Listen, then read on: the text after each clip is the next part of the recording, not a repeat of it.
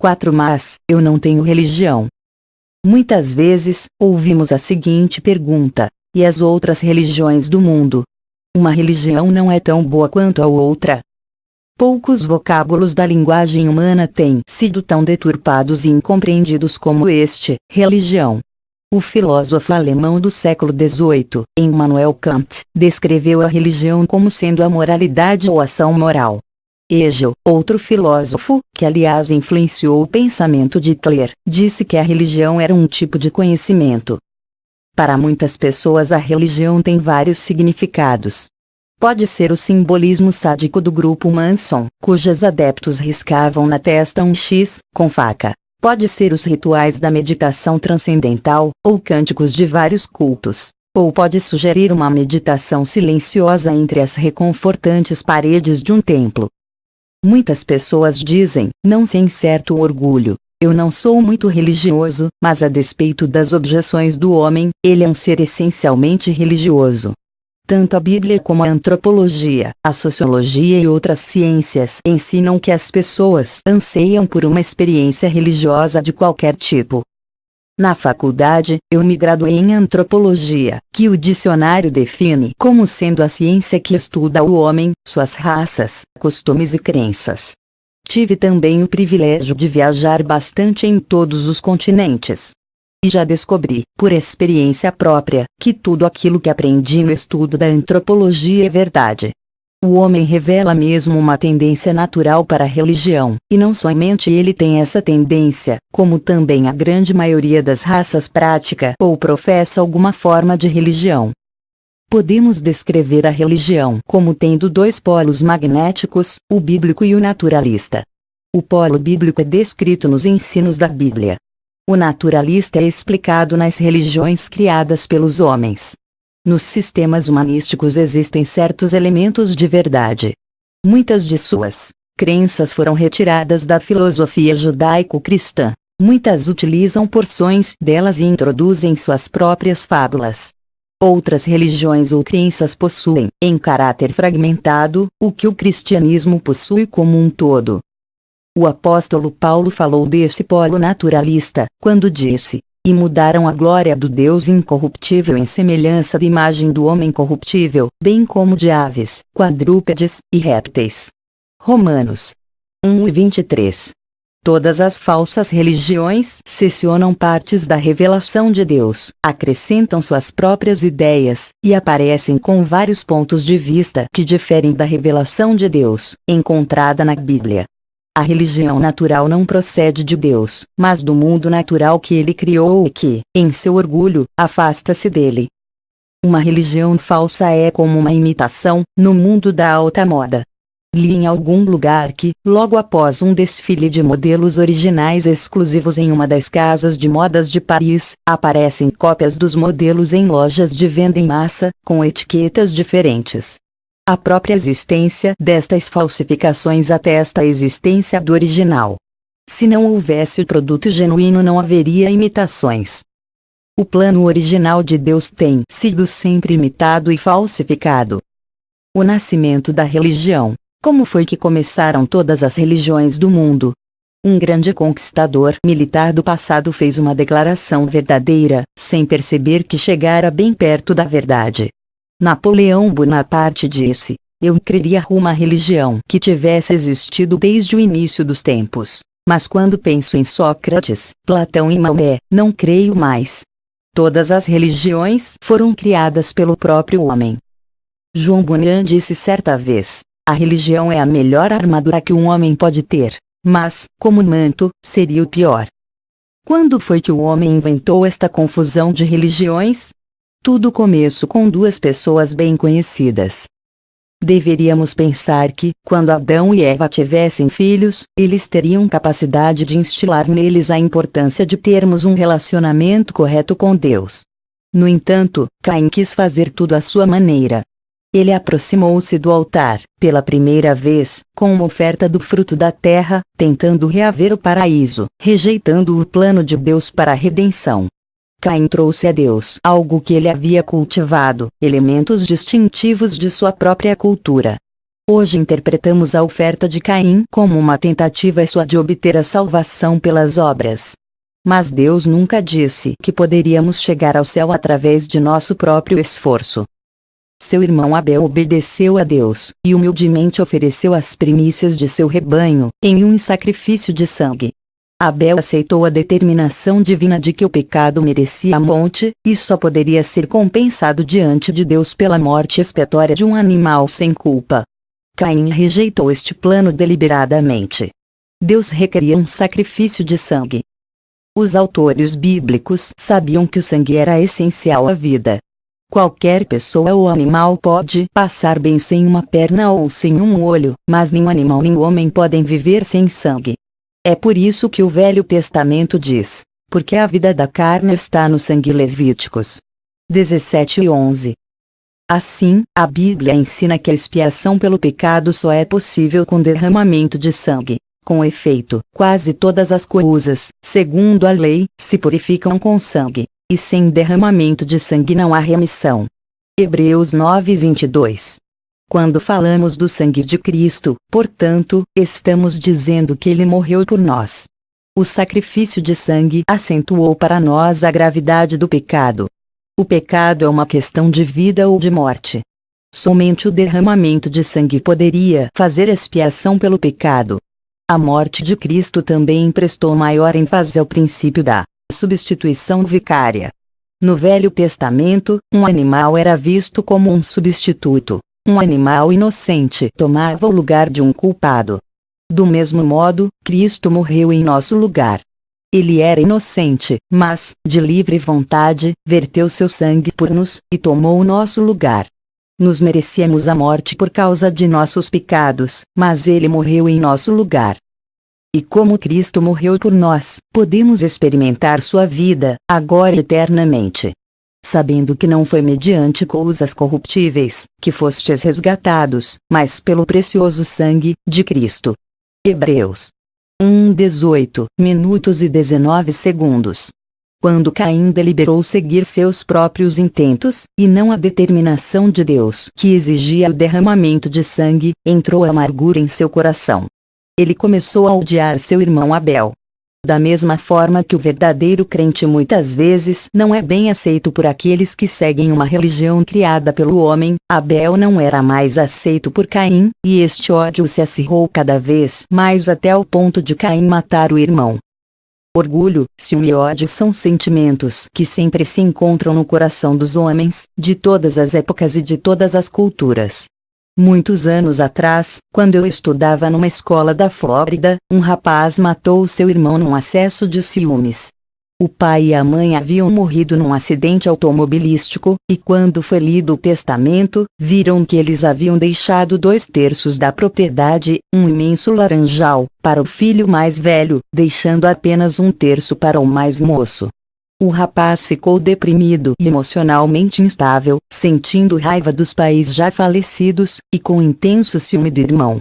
O rapaz mais velho desapareceu, e cerca de 1 mês e meio depois seu corpo foi encontrado no rio, amarrado com arame a um tronco de cipreste. Os tempos não mudaram. Milhões de pessoas desejam a salvação, mas à sua maneira. Querem estabelecer sua própria rota nesta vida e inventar diversos tipos de caminhos para alcançar a Deus. Quando o cristianismo é verdadeiro, ele não é uma religião. A religião é um esforço do homem para chegar a Deus. Um dicionário define religião do seguinte modo: crença em Deus ou deuses, adoração a Deus ou deuses. Qualquer coisa pode ser religião. Mas o verdadeiro cristianismo é um relacionamento pessoal entre Deus e o homem. O atual interesse pelo ocultismo e pelas religiões orientais é uma prova da eterna busca do homem para Deus. Não podemos fugir ao fato de que o homem é instintivamente religioso, mas Deus escolheu revelar-se a nós pela natureza, pela consciência, pelas Escrituras e através de Jesus Cristo. As Escrituras dizem que não existem desculpas para quem não conhece a Deus. Em nome da religião, não é de se admirar que as pessoas digam com certa satisfação: não tenho religião, pois grandes injustiças e atos de extrema crueldade têm sido praticados em nome da religião. Na China, onde minha esposa viveu quando criança, muitas vezes as criancinhas que morriam antes da dentição eram atiradas aos cães para serem devoradas. As pessoas temiam que, se os espíritos maus percebessem que elas amavam seus filhos, viriam e lhes tirariam os outros. E dessa maneira rude, tentavam provar sua indiferença para com os filhos. A ideia que Ruth formou de religião foi de algo sombrio, sem alegria, por vezes, cruel. Certa vez, vi um homem na Índia deitado sobre um leito de pregos. Ele já estava ali havia muitos dias, sem comer, e bebendo pouca água. Com isto tentava fazer expiação pelos seus pecados. Em outra ocasião, na África, vi um homem caminhar sobre carvão em brasa. Ao que se pensava, se ele saísse dali ileso teria sido aceito por Deus. Se queimasse, seria considerado pecador, necessitado de arrependimento. Certa missionária na Índia, ao passar pelas margens do rio Ganges, notou uma mulher sentada ali com 2 de seus filhos. No colo, estava uma belíssima criancinha, e choramingando ao seu lado, uma criança bastante retardada, de cerca de 3 anos. Ao retornar para casa mais tarde, a missionária viu a jovem mulher ainda sentada no mesmo lugar, tentando consolar o filho retardado, mas o bebê não estava mais ali. Horrorizada pelo pensamento que lhe ocorreu e que poderia ser verdadeiro, ela hesitou um momento, mas dirigiu-se à mulher e perguntou-lhe o que acontecera. Com lágrimas escorrendo pelo rosto, a mulher ergueu os olhos e disse: "Não sei do seu Deus, mas o Deus da minha terra exige o melhor." Ela dera o bebê perfeito ao Deus do Ganges. As pessoas sempre fazem sacrifícios humanos em nome da religião. Adoram toda a espécie de ídolos desde macacos até árvores. Então fazem oferendas às árvores, e creem que se alguma coisa ferir a árvore, algum infortúnio sobrevirá à aldeia. Temem que se a árvore for cortada, o povoado e todos os seus habitantes perecerão. Em nome da religião, reis, imperadores e líderes de nações e tribos têm sido adorados como deuses. Certo erudito inglês escreveu: num certo estágio da sociedade primitiva, o rei ou sacerdote muitas vezes é considerado como sendo investido de poderes sobrenaturais, ou como sendo uma reencarnação de uma divindade. Ele é responsabilizado pelo mau tempo, pelo fracasso nas colheitas, e outras calamidades semelhantes. Um exemplo de monarca adorado como deidade era o caso do Mikado, o imperador espiritual do Japão. Ele recebia, em ato oficial, o título de manifestarão ou encarnação da divindade. Um relato antigo dizia o seguinte acerca do Mikado: era considerado para ele um ato vergonhoso e degradante tocar com os pés no chão, nada era retirado de seu corpo, nem seu cabelo, nem sua barba e nem suas unhas eram cortadas. Muitas pessoas desprezam a religião, e concordam com certo professor de filosofia de uma famosa universidade americana, que escreveu: o termo religião foi posto em uso para identificar, ao mesmo tempo, seitas como judaísmo, cristianismo, maometismo, budismo, hinduísmo, taoísmo e confucionismo, bem assim como muitas outras ideologias irmãs, das quais algumas têm nomenclatura própria e outras não, mas todas suficientemente semelhantes às 7 primeiras para serem agrupadas com elas. Será que realmente podemos incluir o cristianismo junto com as outras religiões do mundo? Indesculpáveis. Desde os primórdios da criação, a religião natural foi introduzida na vivência humana como um substituto para o plano divino. O apóstolo Paulo descreve esse fenômeno em sua carta aos Romanos, fazendo referências a imagens parecidas com pássaros, animais e serpentes, para ilustrar a religião criada pelo homem. Mas isso não descreve todas as formas dela. Hoje existem novas inúmeras expressões religiosas mais sofisticadas, principalmente em certas universidades americanas, mas todas elas brotam da mesma raiz: o homem buscando a Deus, consciente ou inconscientemente. Paulo descreve do seguinte modo a corrupção que o homem faz da revelação divina. Porque os atributos invisíveis de Deus, assim o seu eterno poder como também a sua própria divindade, claramente se reconhecem, desde o princípio do mundo, sendo percebidos por meio das coisas que foram criadas. Tais homens são por isso indesculpáveis. Porquanto, tendo conhecimento de Deus, não o glorificaram como Deus, nem lhe deram graças, antes se tornaram nulos em seus próprios raciocínios, obscurecendo-se-lhes o coração insensato. Inculcando-se por sábios, tornaram-se loucos, pois eles mudaram a verdade de Deus em mentira, adorando e servindo a criatura, em lugar do Criador, o qual é bendito eternamente. Amém. Romanos 1:20, 25. O apóstolo está dizendo simplesmente que todos os homens possuem pelo menos um conhecimento primitivo de Deus. Algumas pessoas encaram esta questão com certo cinismo, que provoca uma pergunta inevitável: e os pagãos que nunca ouviram falar de Jesus? E os pagãos dos Estados Unidos, ou da Universidade de Oxford ou da Sorbonne? Deus criou a todos nos à sua imagem e semelhança. Cada um terá que prestar contas a Deus de acordo com os esclarecimentos que recebeu. Como é que um Deus justo condenará pessoas que nunca tiveram a oportunidade de ouvir o Evangelho? A resposta encontra-se em Gênesis 18:25. Não fará justiça o juiz de toda a terra? A natureza criada por Deus dará testemunho de um poder ou pessoa divina, ao qual todos corresponderão. Por outro lado, a justiça de Deus se manifestará contra aqueles que não vivem de acordo com os esclarecimentos que Deus lhes tem dado. Em minha vida, tenho sabido de muitos exemplos de pessoas que receberam revelações acerca do poder eterno e da natureza divina de Deus, sem a ajuda de uma Bíblia ou de uma campanha evangelística. Nos meados da década de 50, realizamos uma grande campanha em Madras, na Índia. Certo homem caminhou mais de 180 quilômetros para assistir àquelas reuniões. Disseram-me que ele era de um povoado onde nunca estivera um missionário, e onde, ao que se sabia, o Evangelho de Cristo era completamente desconhecido. E, no entanto, esse homem desejara de todo o coração conhecer o Deus vivo e verdadeiro. Ele ouvira dizer que um guru dos Estados Unidos estava ali e iria falar acerca de Deus. Seu anseio de conhecer o Senhor era tão intenso que ele veio à cruzada e encontrou-se com Cristo. 8 meses depois, quando o bispo Nevbejin, da Igreja do Sul da Índia, que foi quem me relatou o fato, visitou o povoado, descobriu que toda a comunidade se tornara uma igreja. Todas as pessoas dali haviam sido levadas a Cristo por meio desse homem. Quando pregávamos no Nordeste da Índia em 1972, soubemos de pessoas que caminharam até 10 dias, carregando nos ombros todos os seus pertences, trazendo a família inteira, provenientes de lugares tais como Nepal, Sikkim e Birmania. Informaram-me de que muitas daquelas pessoas nunca haviam ouvido falar do nome de Jesus Cristo. Apenas haviam sabido que uma reunião religiosa estava se realizando, e elas quiseram vir ver de que se tratava. Muitos ficaram e encontraram a Cristo.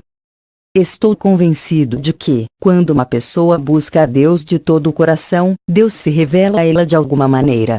Deus usa qualquer coisa para alcançar aquele que o busca. Uma pessoa, a Bíblia, um contato com outros crentes, etc. Um famoso conhecedor da Bíblia, o Dr. Donald Banuzzi, falou acerca de uma viagem fluvial que teve de realizar, pelo centro da África.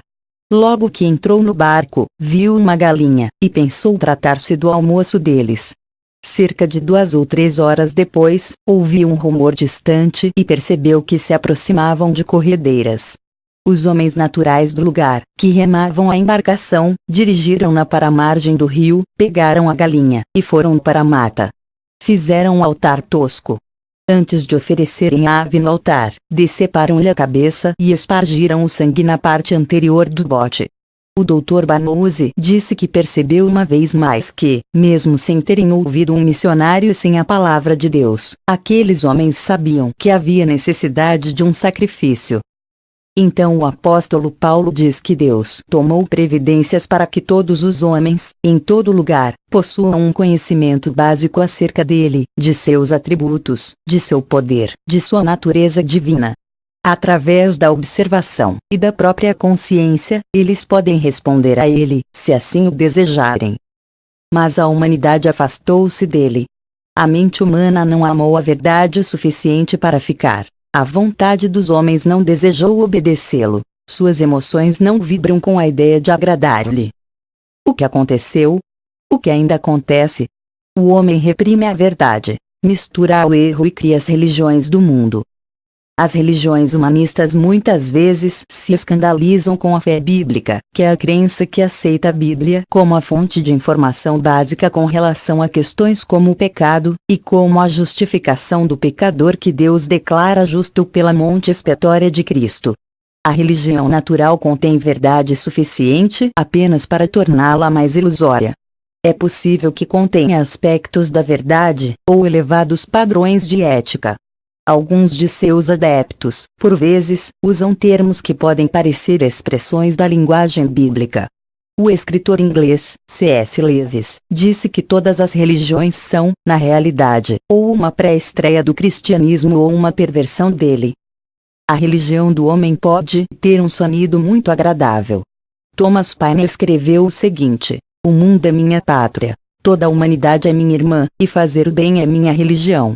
Embora a moralidade ou fazer o bem possa conquistar a aprovação dos homens, não é aceitável para Deus, nem reflete plenamente a obediência a seus requisitos morais.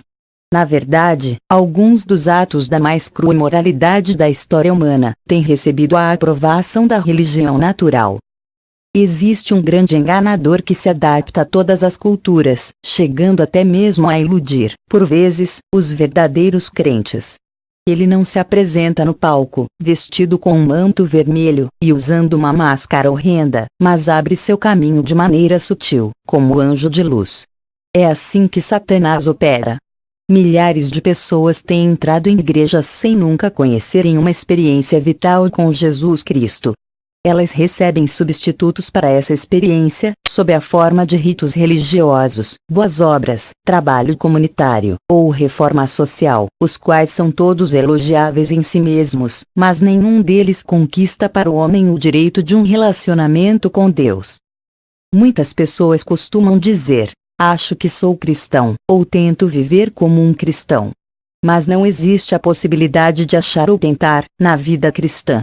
Nem mesmo alguns de nossos intelectuais conseguiram entender esta verdade. A simplicidade do Evangelho está ao alcance tanto dos retardados mentais como dos gênios. Os contemporizadores. Onde existe verdade e erro, sempre existe a possibilidade da contemporização.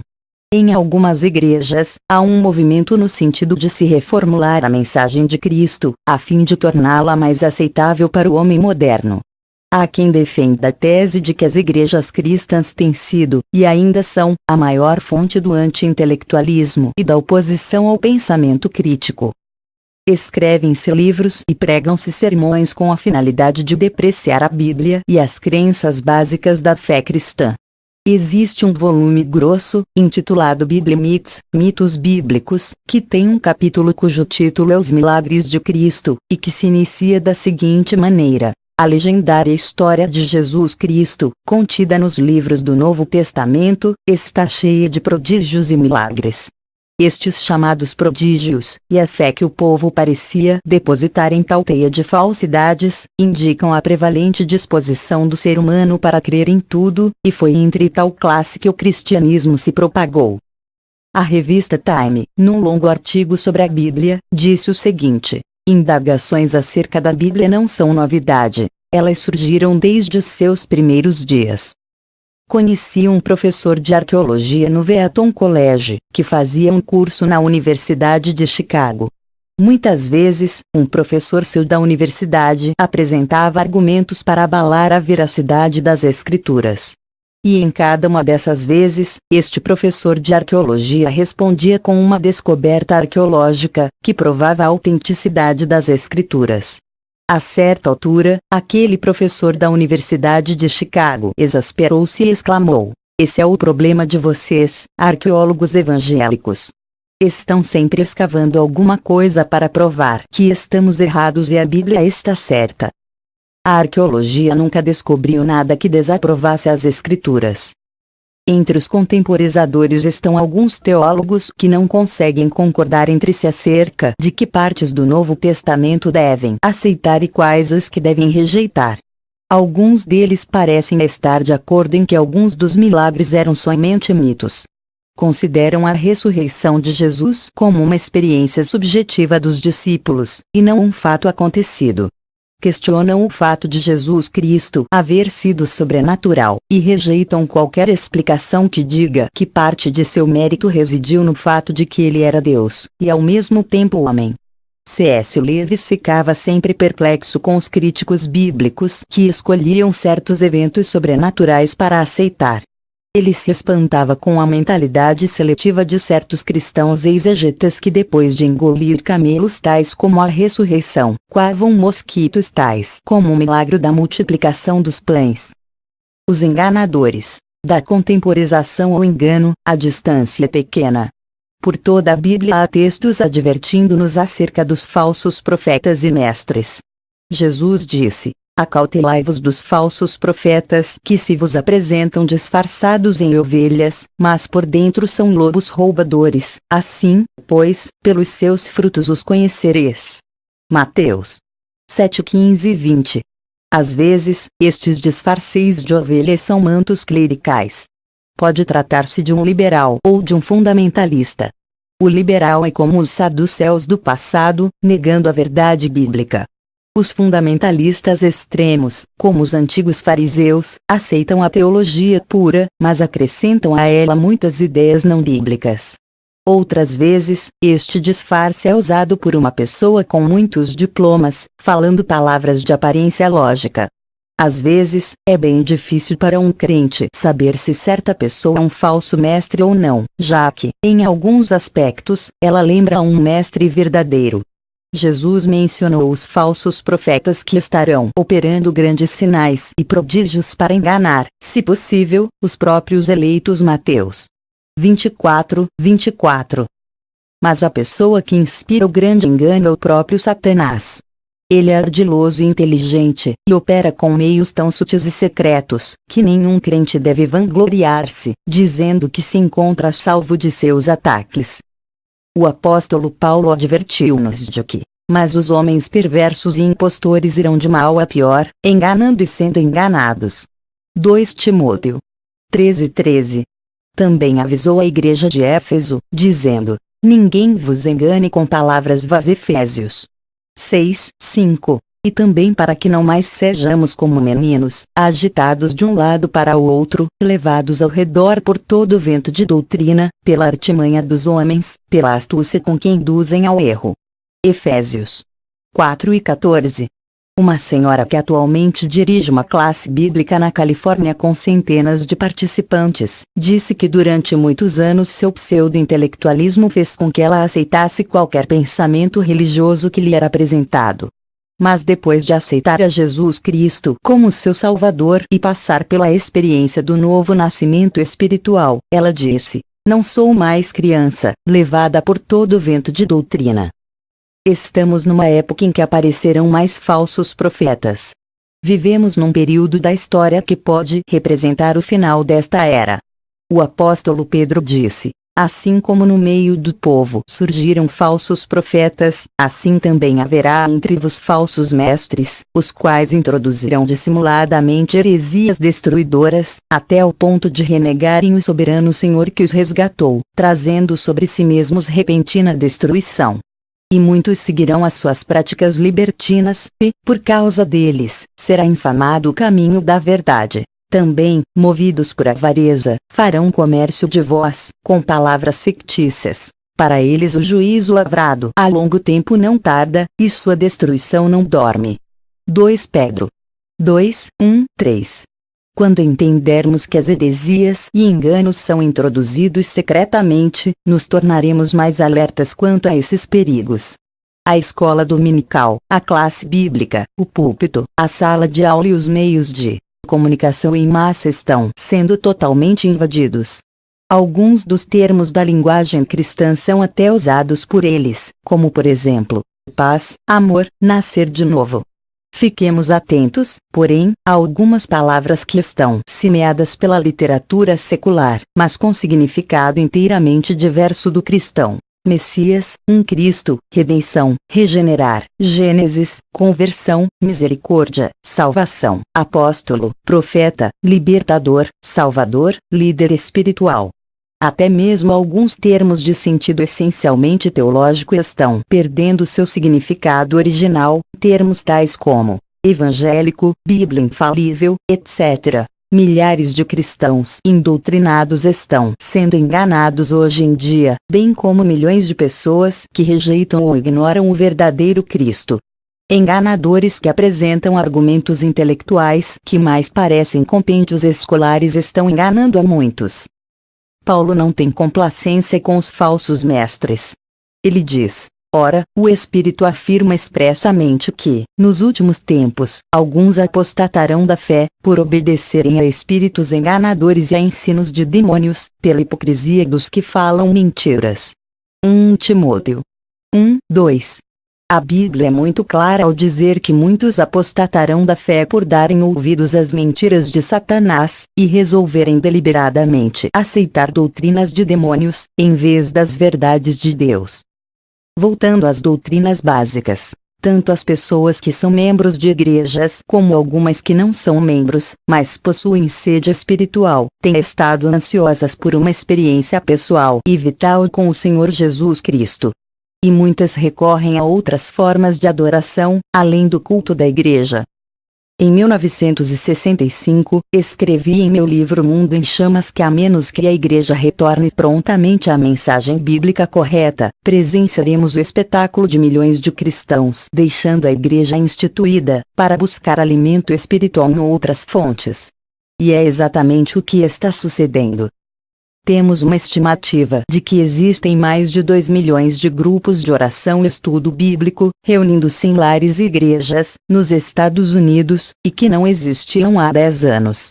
Uma das grandes esperanças que divisamos é a de que a liderança denominacional esteja principiando a conscientizar-se disso, e a promover estudos bíblicos orientados para a classe leiga, com o ensino adequado.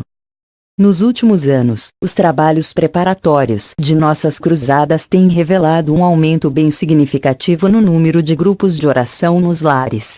Em nossas campanhas mais recentes, temos procurado abrir um centro de oração em cada bairro da cidade. O resultado é que milhares de grupos estão sendo acrescentados aos grupos normais da cruzada. Em alguns lugares chegam a ser em número de 5.000. Sabendo-se que quase 50 milhões de americanos adultos professam haver experimentado a conversão religiosa do novo nascimento, creio ser importante compreendermos de que se trata. Um velho chavão. Nenhum erro é tão grosseiro quanto o do velho chavão que diz: qualquer religião serve, desde que se seja sincero. E se a mesma linha de pensamento fosse aplicada à alimentação de uma criancinha? A mãe poderia dizer: como não tenho outro leite, mas quero alimentar meu filhinho, vou colocar na mamadeira Coca-Cola ou um pouco de vinho. Afinal, tudo é líquido. Tal raciocínio é simplesmente ridículo, mas é nada mais nada menos que essa questão da sinceridade. Quem inventou a religião? Voltemos àqueles 2 irmãos. As 2 chamas daqueles altares que foram por eles erguidos, do lado de fora do Éden, ilustram bem a diferença entre a verdadeira e a falsa religião. Uma pertencia a Abel, que apresentou ao Senhor uma oferta das primícias do seu rebanho. O ato de Abel foi praticado em amor, adoração, humildade, reverência e obediência. E a Bíblia diz que o Senhor olhou para Abel e sua oferta com muita consideração. Seu irmão mais velho, Caim, trouxe ao altar uma oferta sem sangue, uma oferta barata, e a Bíblia diz que ao passo que de Caim e de sua oferta não se agradou. Gênesis 4:5. Será que Deus estava sendo injusto? Em última análise, não foi intenção de Caim agradar a Deus. Não estava ele sendo sincero? Essa história foi registrada na Bíblia com a finalidade de ensinar-nos que existe uma forma certa e uma forma errada de entrar em contato com Deus. Abel trouxe sacrifício de sangue, como Deus orientara. Caim ofereceu um sacrifício de vegetais, uma oferta egoísta e superficial, desobedecendo a Deus e aproximando-se dele sem fé. E como Deus não abençoasse sua oferta, ele matou o irmão. O culto de Caim era uma religiosidade estéril, vazia, como de resto toda a sua vida havia se tornado. Ele deixou sua família, e passou a vagar sobre a terra, um homem amargurado, que clamava a Deus dizendo: É tamanho o meu castigo, que já não posso suportá-lo. Gênesis 4:13. Caim era sincero, mas errou. A religião humanista brota bem à vista dos grandes homens de Deus. Enquanto Moisés se encontrava no Monte Sinai, recebendo as placas de pedra escritas pelo dedo de Deus, uma religião falsa estava surgindo no acampamento de Israel. O povo disse a Arão: levanta-te, faze-nos deuses que vão adiante de nós. Arão deixou-se empolgar pela ideia de uma nova religião e disse: tirai as argolas de ouro das orelhas de vossas mulheres, vossos filhos e vossas filhas, e trazei-as. Desse ouro, ele fabricou 2 bezerros fundidos, e eles disseram: são estes, ó Israel, os teus deuses, que te tiraram da terra do Egito. Êxodo 32, 1, 4. Através dos tempos, outras crenças idólatras têm minado os fundamentos da verdade. Sejam antigas ou modernas, todas elas têm proposto alternativas para o método bíblico da aproximação do homem a Deus.